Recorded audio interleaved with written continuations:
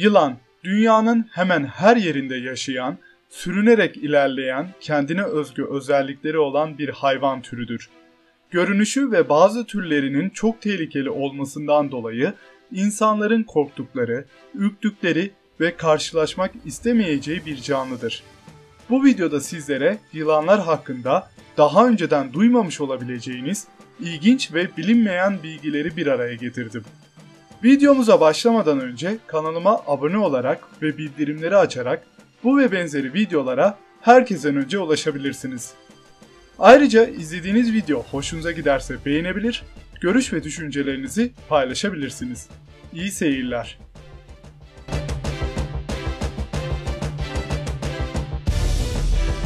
Yılanlar dünya üzerinde yaşayan en eski canlılardan biridir. Milyonlarca yıldır varlıklarını sürdürmekte ve hemen her ortama uyum sağlayıp yaşamaktadır. Zaman içerisinde evrimleşerek günümüzdeki hallerini alan yılanların atalarının dört ayaklı olduğuna inanılmaktadır.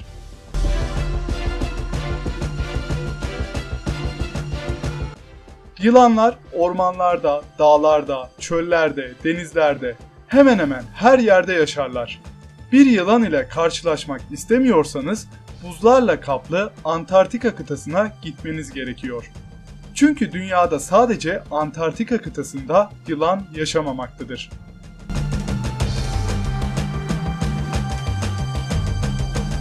Yılanların boyutları çok değişkendir. Sadece 10 cm boyunda bir solucanı andıran yılan türleri olmasının yanında boyu 7 metre gibi devasa boyutlara ulaşabilen yılan türleri de vardır.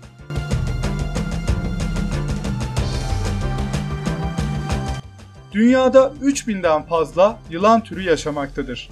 Bu türler renk, özellik ve boyut olarak birbirinden çok farklıdır. İnsanlar yılanları zehir ile özdeşleştirir. Fakat yılan türlerinin büyük çoğunluğu zehirsiz ve zararsızdır. 600 civarında zehirli yılan varken bunların yaklaşık olarak sadece 200 tanesinin zehri insan için tehlikeli ve ölümcül olabilir.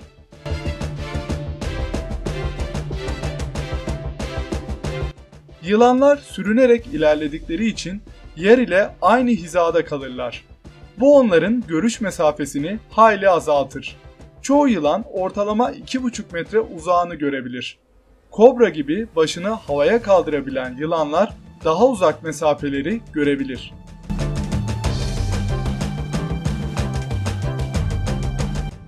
Yılanların binlerce türü vardır. Bu türlerin ortak özelliği dışarıdan gelen sesleri duymamalarıdır. Yılanlar duymazlar. Müzik sesiyle özellikle kobra yılanlarının oynatıldığını bir yerlerde mutlaka görmüşsünüzdür. Burada yılan müziği duymaz ve müziğin sesine göre hareket etmez. Onu hareket ettiren şey yılan oynatıcısının vücut hareketleridir.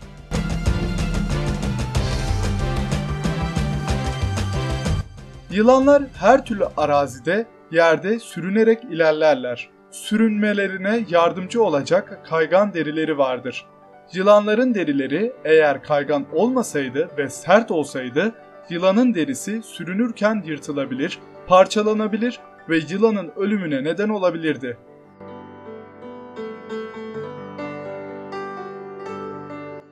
Yılanlar kendisinden boyut olarak çok büyük hayvanları yutabilmektedir. Onların hareketli çeneleri vardır. Bu çeneyle avlarını hiç zorlanmadan bütün bir şekilde midelerine indirebilirler.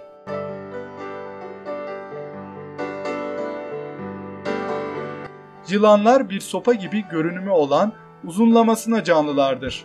Onların başı haricinde vücutlarında kemik bulunmaz.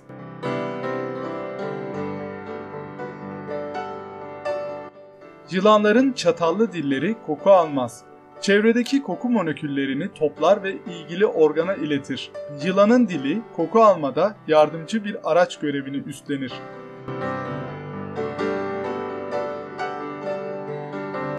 Yılanların vücutları pullarla kaplıdır.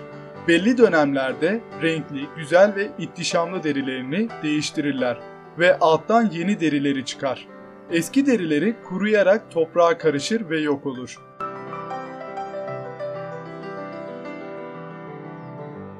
Yılanlar soğukkanlı hayvanlardandır. Kış mevsimini sevmezler ve kış uykusuna yatarlar. Uygun şartlar olduğunda yılanların uyuma süreleri 3 yıla kadar uzayabilir.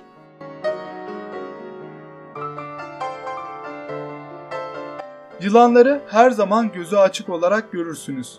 Bunun sebebi yılanların göz kapaklarının olmamasıdır. Onlarda göz kapağının yerine gözün ön kısmında gözü tamamen örten saydam bir tabaka vardır.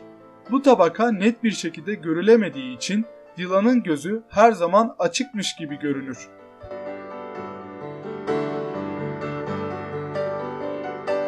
Yılanlar yumurtlayarak üreyen canlılardır. Tek seferde 20 civarında yumurta çıkarabilirler.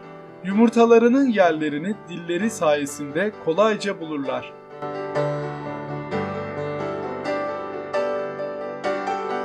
Bir yılan ile karşılaştığımızda yılanın zehirli olup olmadığını anlamamız için yılan hakkında daha önceden bilgimiz olması gerekir.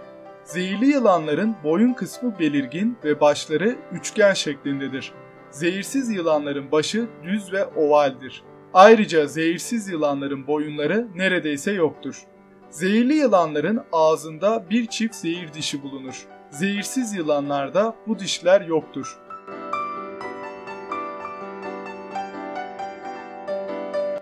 Dünya üzerinde çok fazla yılan türü olduğunu söylemiştim. Bu yılan türlerinden en zehirli ve en tehlikeli olanlarından bazıları karamamba, taipan, engerek, çıngıraklı yılan, kaplan yılanı ve kobradır. Saymış olduğum bu yılanlar ve benzerleri insanlar için son derece tehlikeli ve ölümcül olabilir. Son derece tehlikeli yılanlar olsa da yılan dünyanın en ölümcül hayvanlarından biri değildir.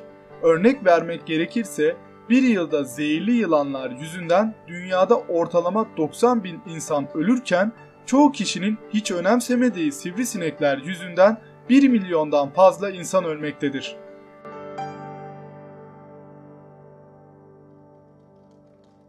Brezilya'da Yılan Adası olarak anılan bir ada vardır.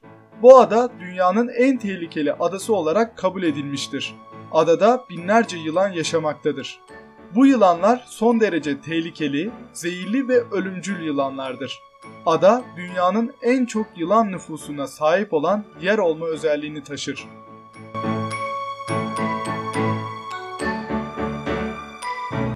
Dünya üzerinde çok ilginç yılan türleri vardır. Uçan yılan bu türlerden birisidir. Ağaçlarda yaşar ve yüksekten atlarken vücudunu iyi kullanarak adeta uçuyor gibi havada süzülür. Bu yeteneğinden dolayı uçan yılan adı verilmiştir.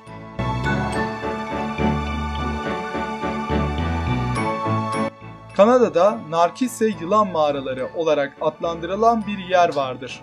Burada bir çukurun içerisinde sayılamayacak kadar çok yılan üst üste yaşamaktadır. Yılan sever insanların bile gitmek için çekinebileceği bir yerdir.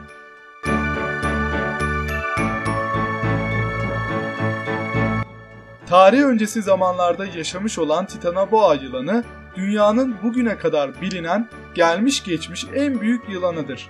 Bugün yeryüzünde yaşayan en büyük yılanların bile 2 katı büyüklüğünde olan Titanoboa adeta bir devdi. İnsanların karşılaşmak istemeyeceği tehlikeli bir yılan türüydü.